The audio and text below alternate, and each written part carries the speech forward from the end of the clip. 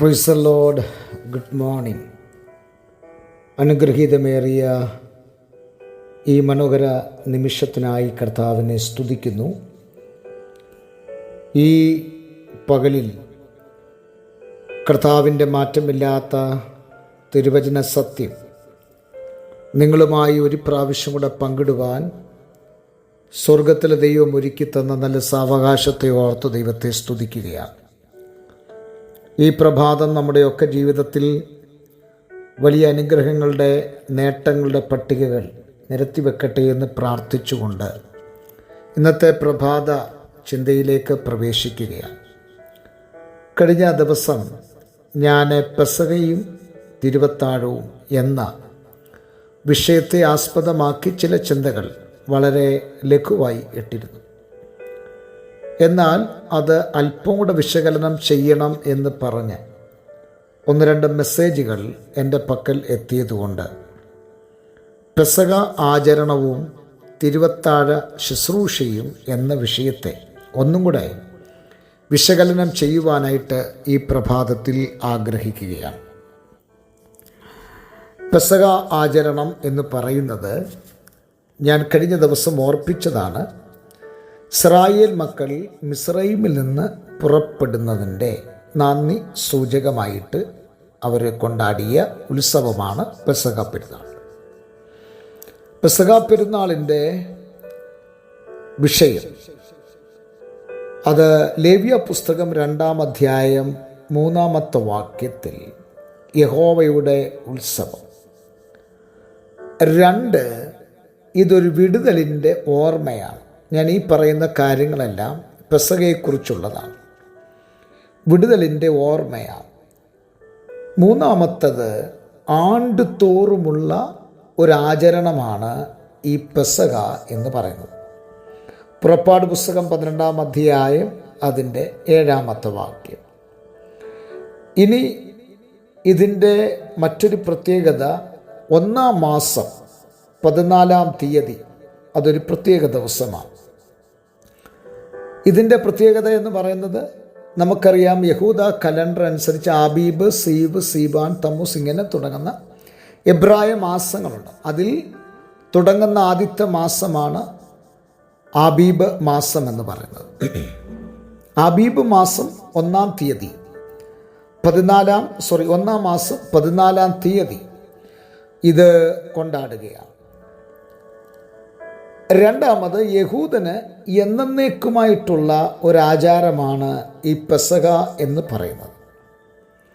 ഇനി ഈ പെസഹയുടെ മറ്റൊരു പ്രത്യേകത, ഈ പെസഹയുടെ അന്നാണ് കുഞ്ഞാടിനെ അറുത്ത് ഇതിനെ ഭക്ഷിക്കുന്നത്. അപ്പോൾ ഈ പറയപ്പെട്ട വിഷയം. ഇനി മറ്റൊന്ന്, പെസഹയുടെ ആ അപ്പം അതിന് പുളിപ്പുണ്ടാകാൻ പാടില്ല. ഇനി ആടിനെ ചുടണം. പുറപ്പാട് 12-8. ഇങ്ങനെ 8 കൂട്ടം കാര്യങ്ങൾ വേദപുസ്തകത്തിൽ നിന്നും നമുക്ക് പെസഹയോടുള്ള ബന്ധത്തിൽ ഗ്രഹിക്കുവാൻ കഴിയും. അപ്പോൾ തിരുവത്താഴത്തെക്കുറിച്ച് എന്താ വേദപുസ്തകം നമ്മെ പഠിപ്പിക്കുന്നത്? ഇത് കർത്താവിൻ്റെ അത്താഴമാണ്. എന്താ കർത്താവിൻ്റെ അത്താഴം? നമ്മെ രക്ഷിച്ച കർത്താവിനെ ഓർക്കുക. 1 കൊരിന്ത്യർ 11:24, 25. ഇനി പെസഹയുടെ പെരുന്നാൾ ആണ്ടുതോറുമുള്ള പെരുന്നാളായിരുന്നെങ്കിൽ, തിരുവത്താഴം എന്ന് പറയുന്നത് ആഴ്ചതോറുമുള്ള പെരുന്നാളാണ്. ആഴ്ചതോറും ഇതെടുക്കണം. പക്ഷേ ഇന്നത്തെ നമ്മുടെ സമൂഹങ്ങളിൽ പെന്തക്കോസ്ത് രീതികൾക്ക് ഒരുപാട് മാറ്റം വന്നു. അവർ ആഴ്ച എന്നുള്ളത് മാറ്റി മാസത്തിൽ 1ലേക്ക് അവരെ ചുരുക്കിക്കൊണ്ടുവന്നു. എന്നാൽ ദൈവസഭയെ സംബന്ധിച്ചിടത്തോളം ആണ്ടിൽ അല്ലെങ്കിൽ മാസത്തിലല്ല തിരുമേശ എടുക്കേണ്ടത്, അത് അനുഷ്ഠിക്കേണ്ടത് എല്ലാ ഞായറാഴ്ചയുമാണ്. ഇനി 1-ാം മാസം 14-ാം തീയതിയായിരുന്നു ഇതിൻ്റെ ആചരണം പെസഹയുടേതെങ്കിൽ പുതിയ നിയമത്തിലേക്ക് കർത്താവിൻ്റെ മേശയോടുള്ള ബന്ധത്തിൽ നാം വരുമ്പോൾ അത് ആഴ്ചവട്ടത്തിൻ്റെ 1-ാം നാളിൽ, അപ്പോസ്തല പ്രവൃത്തി 20:7, ആഴ്ചവട്ടത്തിൻ്റെ 1-ാം നാളിൽ. ഇപ്പോൾ പെസഹ 1-ാം മാസം 14-ാം തീയതിയാണ് ആരംഭിച്ചതെങ്കിൽ തിരുവത്താഴം ആഴ്ചവട്ടത്തിൻ്റെ 1-ാം ദിവസം ചെയ്യണം. ഇനി യഹൂദന് എന്നേക്കുമായുള്ളൊരു ആചാരം ആയി പെസഹ കൊടുത്തതുപോലെ നമുക്കറിയാം, കൊരിന്ത്യ ലേഖനം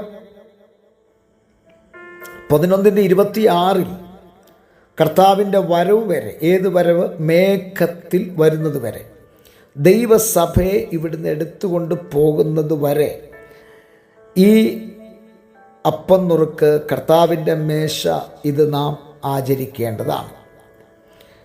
ഇനി അപ്പം നാം ഭക്ഷിക്കുകയും പാനപാത്രം കുടിക്കുകയും ചെയ്യണം. നമ്മൾ മുൻപ് കേട്ടു, ആടിനെ ചുടുക, പുറപ്പാട് 12:8. അതെന്തിനെ കാണിക്കുന്നു? പുതിയ നിയമത്തിൽ കർത്താവിൻ്റെ കഷ്ടതയെ കാണിക്കുകയാണ്. അതുപോലെ തന്നെ ഈ അപ്പത്തിൽ പുളിപ്പുണ്ടാകാൻ പാടില്ല. എന്താ അതിൻ്റെ അർത്ഥം? കർത്താവിൻ്റെ മേശയിലേക്ക് അടുത്തു വരുന്നവർ പാപത്തിന് അധീനരാകരുത്. അവർ ജീവിത വിശുദ്ധിയെ കാത്ത് സൂക്ഷിക്കുന്നവരായിരിക്കണം. ഇനിയും ഇതിൻ്റെ ചില തുടർഭാഗങ്ങൾ കൂടെ അടുത്ത ദിവസങ്ങളിൽ നമ്മൾ ചിന്തിക്കും. പെസഹയും തിരുവത്താഴവും എന്നുള്ള വിഷയത്തിൻ്റെ തുടർമാന ചിന്തകൾ നമ്മൾ അടുത്ത ദിവസം കൂടെ ചിന്തിക്കുന്നതായിരിക്കും. ഈ പ്രഭാതത്തിൽ നമ്മുടെ കണ്ണുകളെ അടയ്ക്കാൻ പ്രാർത്ഥിക്കാം. നല്ല ദൈവമേ, സ്വർഗ്ഗസ്ഥ പിതാവേ, മനോഹരമായ നല്ല പ്രഭാതത്തിനായി സ്തോത്രം. നിൻ്റെ ജനത്തെ അനുഗ്രഹിച്ച് പ്രാർത്ഥിക്കുന്നു. വലിയ അനുഗ്രഹമാക്കി തീർക്കണം. യേശു ക്രിസ്തുവിൻ നാമത്തിൽ തന്നെ ആമേൻ. എല്ലാവർക്കും നല്ലൊരു പ്രഭാതം നേരുന്നു. ക്രിസ്തുവിൽ നിങ്ങളുടെ പ്രിയ സഹോദരൻ പാസ്റ്റർ ജോ സാമുവേൽ.